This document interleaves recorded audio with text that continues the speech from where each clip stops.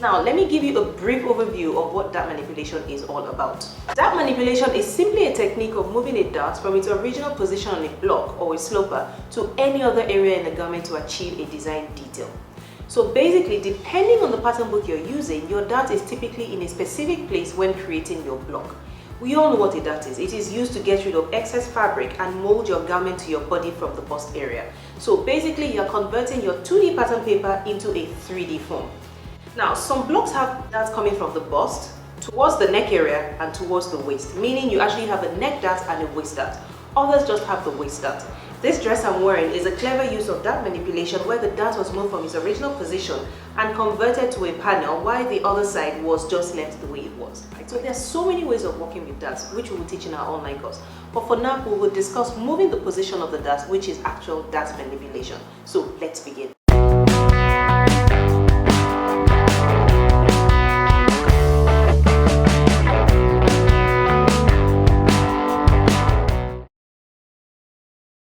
Okay, so we're done with the slash and spread technique. We're showing dart manipulation using the second method, which is the pivotal technique, which is kind of simple because you don't have to be cutting through paper and sticking down with masking tape or scotch tape. We are just working with our block pattern.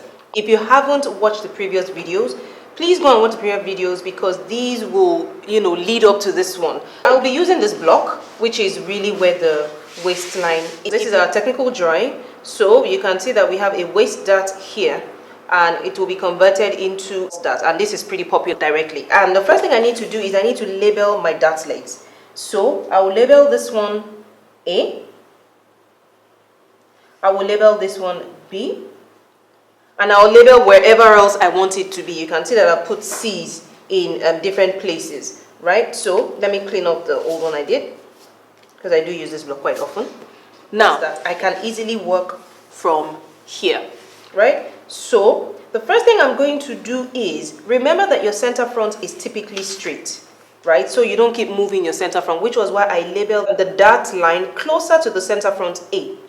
The trick behind the pivotal method is your B needs to meet with your A so that the excess goes to where your C is. And in this technique, I will need my push pin because I will need to be able to hold this down to just basically pivot, move around the way I want it to be, right? So let me quickly do the first one. It's quite easy.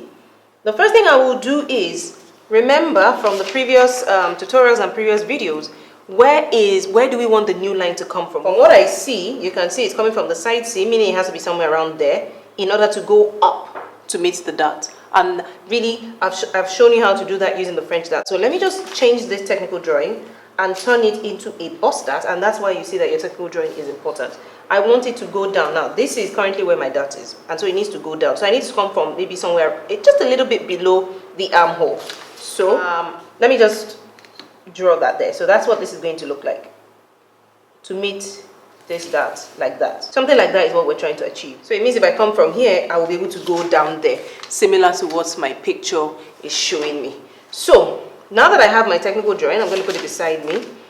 It means my C will be somewhere around, I could decide to make it here. It doesn't really matter where you make it. It depends on the angle that your picture is giving you.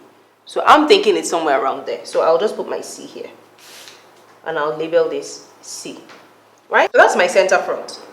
Right? The first thing I'm going to do is I am going to trace everywhere right from point C here all the way to point A.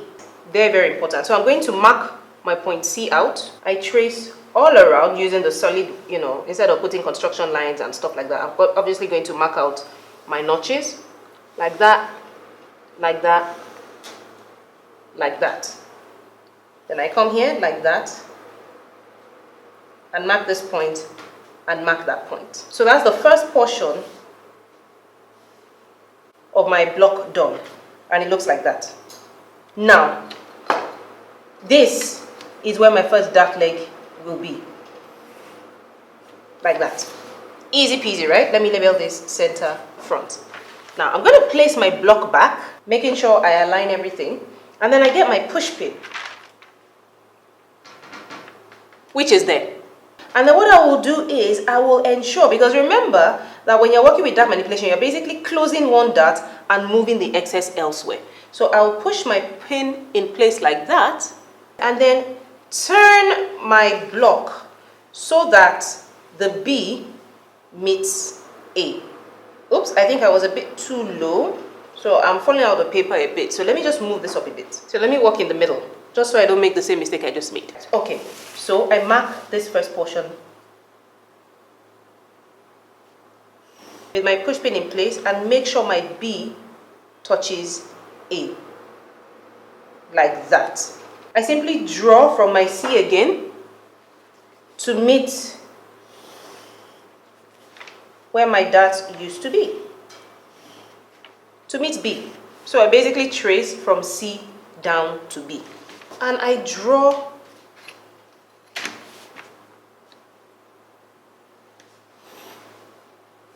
the second dart.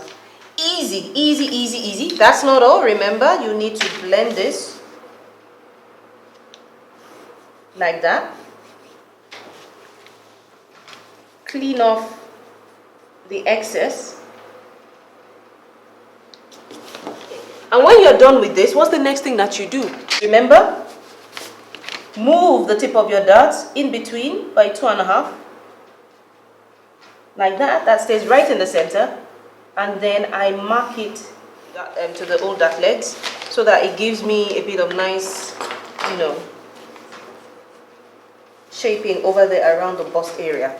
And this is my new dart. So please don't forget, look at where your new line is coming from, but this time pivot, so that way I'm just working with my blocks. And it's really easy. You don't have to be doing slash and spread and sticking paper down and stuff like that. And that is my new dart. Easy peasy. Of course, I need to get my side seam again, which you've seen in the previous videos. So please go and watch the previous videos if you have not watched them. And then I try to fold this against that. It is easier, yes. And there you go. I have it in place. I pin it together and I either cut through, or if you prefer, you can, do the tracing like I showed you in the previous videos. Like that, to get your side seam back. And there you have that extension going in, and it's easier for you then to add your allowance when you want to add your allowance. So let me add whatever. Let's say, for example, in this situation, I just want to add maybe 1 cm. It's basically my preference. Like that. Then I come here, I add my 1. These are basically different ways of achieving the same thing. I've shown you like different ways right from the very first video. So this is just so that you know that it's not like a one-track thing. You can do whatever it is that you want to do. That's the whole essence of creating this different thing, so that there are learning points in each of the things and we don't have to replicate them again. And there you go. That is my new side seam. Easy peasy. And then I add my allowance all around. If you feel the dart is too big, you can choose to convert this into a seam line. And of course, to convert it into a seam line is also easy. Just add your allowance. In this case, I'm using 1.